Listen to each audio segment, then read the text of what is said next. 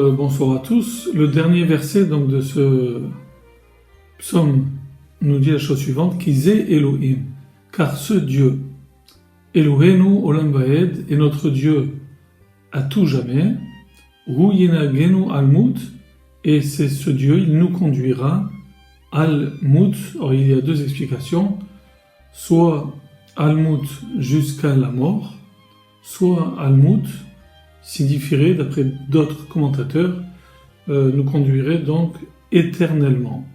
Al-Mut, comme Olamit, de manière éternelle. Alors ce verset des psaumes, eh bien, il ressemble singulièrement, dans sa teneur, on va dire, au verset du Shema Israël.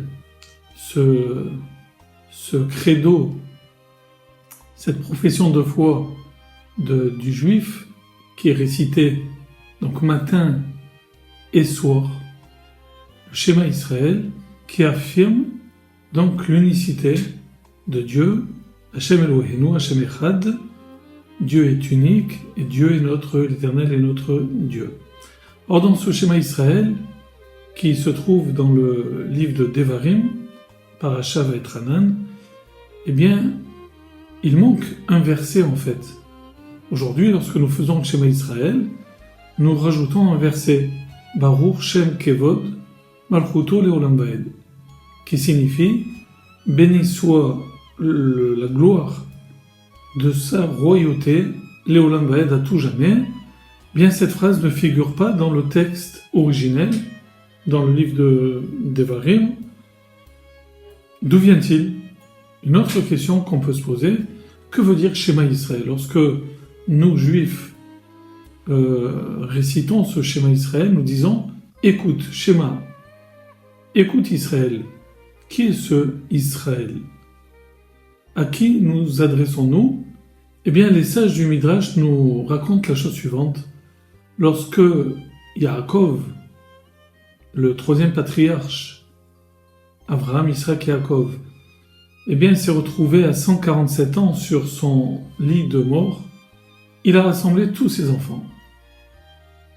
Il les observe et aussi perçoivent un petit peu dans son regard peut-être une inquiétude. Et Yaakov se dit en lui-même, il se dit, mon grand-père, Abraham, a eu 2 enfants, et un parmi ses enfants était un impie, Ishmaël.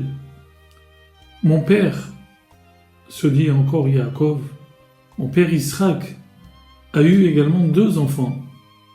Il a eu donc moi-même, Yaakov, il a eu Esav. Et parmi ces 2 enfants, donc un était impie, Racha.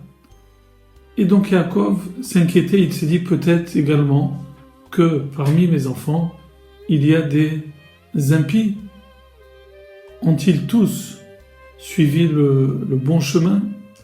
N'ont-ils pas de doute à propos de l'existence de Dieu? Ont-ils tous confiance en Dieu? C'est la question que Yaakov se posait.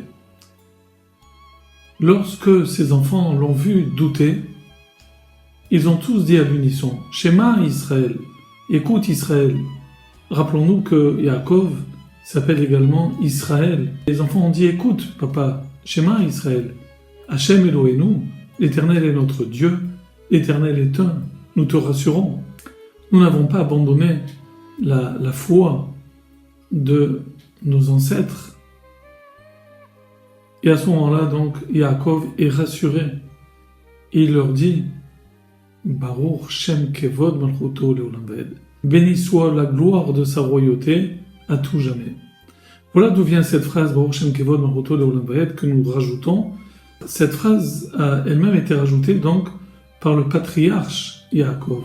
Et la première fois donc que ce credo a été prononcé, ça a été par les enfants de Yaakov pour assurer leur père. Et c'est ce que nous faisons aujourd'hui, nous tous, depuis notre naissance jusqu'à notre mort, jusqu'à 120 ans, eh bien, nous reconnaissons, nous affirmons que l'Éternel est notre Dieu, que l'Éternel est un.